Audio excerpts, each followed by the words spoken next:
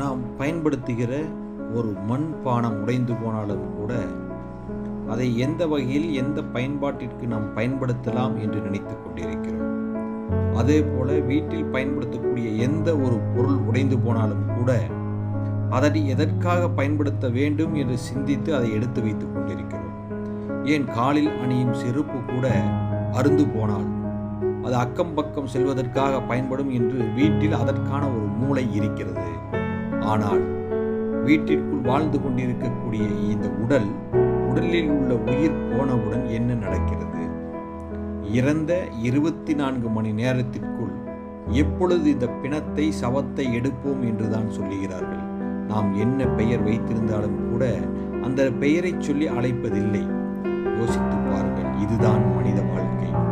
அதைத்தான் மிக அருமையாக இந்த பாடலிலே சொல்லி இருக்கிறார்கள்.